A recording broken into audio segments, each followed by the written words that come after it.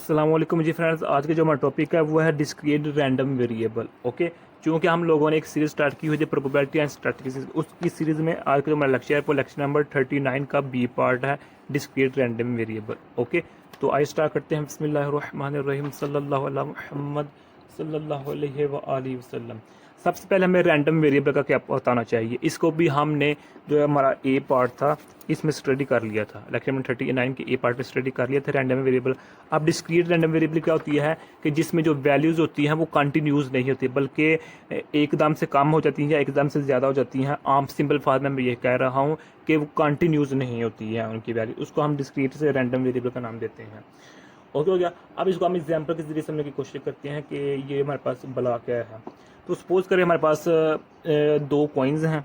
क्या है हमारे पास? दो कॉइन्स हैं। ओके, तो दो कॉइन्स हैं, यानी कि दो सिक्के हैं हमारे पास, टू कॉइन्स हैं। जब इनको हम टॉस करेंगे, हम जानते हैं एक कॉइन की एक साइड पर से हेड होता है, एक साइड पर क्या होती है, टेल होती है। ओके, जब इसको हम दोनों कॉइन्स को ऊपर टॉस करेंगे तो हमारे पास जो सैम्पल स्पेस बनेगा, सैम्पल स्पेस वो होते हैं जिसमें तमाम इवेंट्स सम अप हो जाते हैं, इकट्ठे हो जाते हैं। वो बनेगा head head, head tail, tail head या टेल टेल, ये बनेगा। ओके, ये कहने का मतलब है क्या है कि दो जब कॉइन ऊपर हमने टॉस किया, ये हो सकता है कि दोनों कॉइन पर हेड हेड आ जाए, या ये हो सकता है कि एक कॉइन पर हेड आ जाए दूसरी कॉइन पर टेल आ जाए, या ये हो सकता है एक कॉइन पर टेल आ जाए दूसरी कॉइन पर हेड आ जाए, या ये हो सकता है कि एक कॉइन पर टेल आ जाए दूसरी कॉइन पर भी टेल आ जाए। ये चार पॉसिबिलिटीज़ हैं। इन चार पॉसिबिलिटी जब हम सम अप कर देते हैं तो सैंपल बन जाता है, और इसको हम इवेंट A1, इवेंट 2, इवेंट 3 का नाम, 4 का नाम देते हैं। ओके, और हमें ये भी पता होना चाहिए कि जो सैंपल स्पेस होता है, सॉरी इसको हम बाद में बात करते हैं। तो ये हमारे पास क्या है, सैंपल पॉइंट्स है या इवेंट्स हैं, या इसको हम आउटकम्स का नाम देते हैं। Outcomes, sample space, sample events या सैंपल पॉइंट्स का नाम देते हैं। डन हो गया। तो अब हमें रैंडम वेरिएबल फाइंड करना है, इस सैंपल स्पेस का रैंडम वेरिएबल, और जो रैंडम वेरिएबल होगा वो हमारे पास डिस्क्रीट होगा। ओके, अभी हमें पता लग जाता है वो डिस्क्रीट कैसे होगा। तो इसी को हम ले लेते हैं कि इधर हम लिख लेते हैं आउटकम्स, इधर हम आउटकम्स यानी या फिर रिजल्ट्स लिख लें या फिर इवेंट्स लिख लें, जो मर्जी लिख लें, आप लोगों की मर्जी है। ओके, तो इधर लिख लेते हैं हम रैंडम वेरिएबल लिख लेते हैं, रैंडम वेरिएबल लिख लेते हैं, रैंडम वेरिएबल। और रैंडम वेरिएबल को हम कैपिटल एक्स से या कैपिटल वाई से या कैपिटल जी से डिनोट करते हैं, और आउटकम्स को हम एस से, यानी कि सैंपल स्पेस या आउटकम्स या रिजल्ट्स या इवेंट्स या सैंपल पॉइंट, जो मर्जी कह लें। ओके हो गया। तो इधर क्या है हमारे पास, हेड हेड है, तो हेड टेल है, तो टेल हेड है, और लास्ट पे क्या है, टेल टेल है। ओके, अब इसका क्या मतलब हुआ कि जो रैंडम वेरिएबल है इसको हमने लास्ट वीडियो में स्टडी किया हुआ था। तो random variable numerical values show करता है, यानी कि इधर 2 आएगा, इधर 1 आ जाएगा, इधर 1 और इधर 0। अब ये रैंडम वेरिएबल जो हमें क्या शो कर रहा है कि ये न्यूमेरिकल वैल्यू ये शो कर रहा है कि इस इवेंट में 2 हेड्स हैं, यानी कि हमें जो हमारे पास टास्क है, जो हमारे पास एक्स है, वो हमारे पास क्या है, हेड है। हमारे पास क्या है, हेड। हमें ये टास्क दिया गया, ये हमें ये एक्स की वैल्यू दी गई कि आपने हेड मालूम करना है। तो इस इवेंट में हेड 2 है, ये कैसे पता चला, ये इससे पता चल रहा है, न्यूमेरिकल वैल्यू से, रैंडम वेरिएबल के थ्रू हम पता चला रहे हैं। तो इस 1 के जरिए हमें क्या पता चल रहा है कि इस इवेंट में, इस सैंपल पॉइंट में, इस आउटकम में, इस रिजल्ट में 1 हेड है। और ये न्यूमेरिकल भी यही शो कर रहा है कि इस इवेंट में हमारे पास 1 हेड है, और ये 0 न्यूमेरिकल वैल्यू ये शो कर रही है कि इस इवेंट में कोई भी हेड नहीं है। ये तो होगी सिंपल सी बात होगी मेरे पास होगी। डन हो गया। अब हम देखें वैल्यू कम हो रही है, ज़्यादा हो रही है, इसलिए हमारे पास ये क्या है, डिस्क्रीट है, डिस्क्रीट रैंडम वेरिएबल है। ओके हो गया। अब इसको हम एक ग्राफ वो लास्ट पे बनाएंगे। तो इसमें कोई हम एक इधर ग्राफ बनाते हैं, टेबल, जो कि डिस्क्रीट रैंडम वेरिएबल में बनाते हैं। वो टेबल क्या होता है, वो हमारे पास इधर हम अगेन बनाते हैं। टेबल में हमारे पास होता है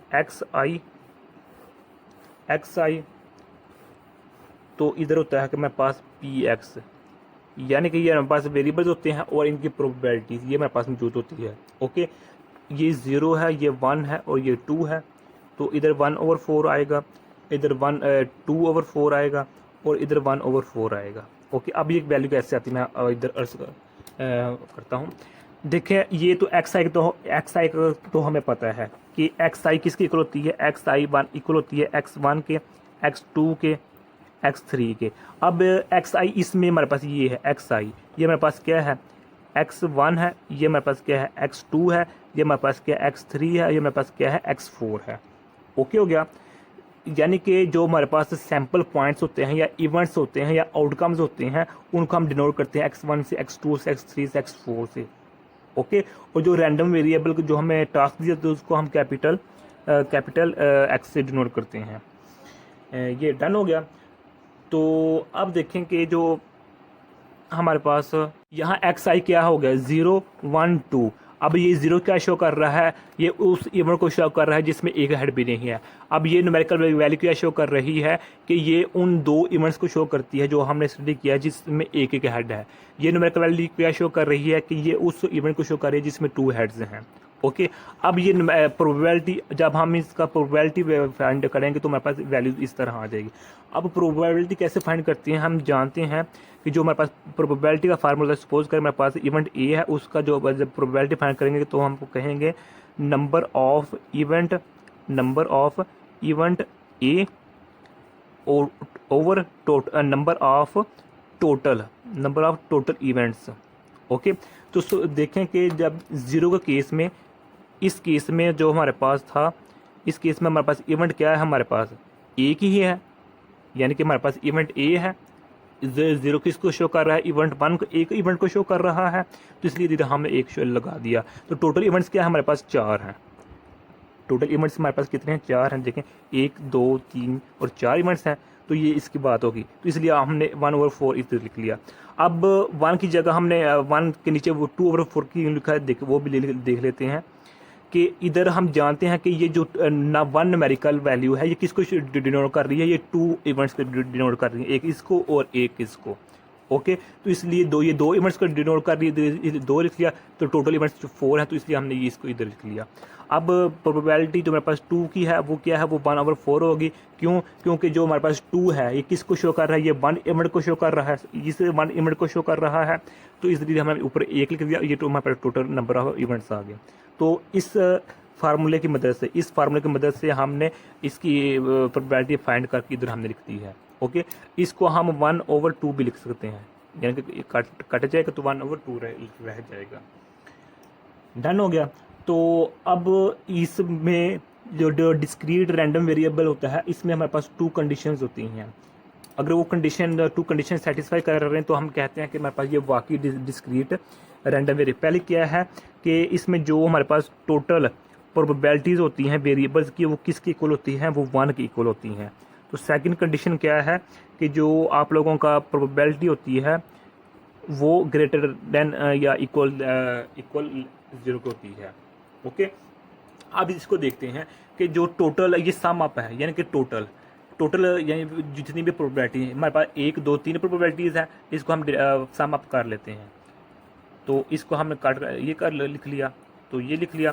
तो जब इसको हम सॉल्व करेंगे तो हमारे पास 1 + 2 + 1, तो ये 4/4 1, तो 1 का आंसर है। तो ये देखें इसका हमारे पास जो पहली कंडीशन है वो कंप्लीट हो चुकी है। सेकंड कंडीशन क्या है कि जो हमारी प्रोबेबिलिटी होती है xi की, xi मैं पहले बता चुका हूँ, ये हमारे पास x1 की इक्वल होती है, x2 की equal, x3 and so on काम चलती है। तो प्रोबेबिलिटी हमारे पास x1 है, ये x1 है, ये x2 x3 है हमारे पास, जिस तरह हम डिनोट किया हुआ है।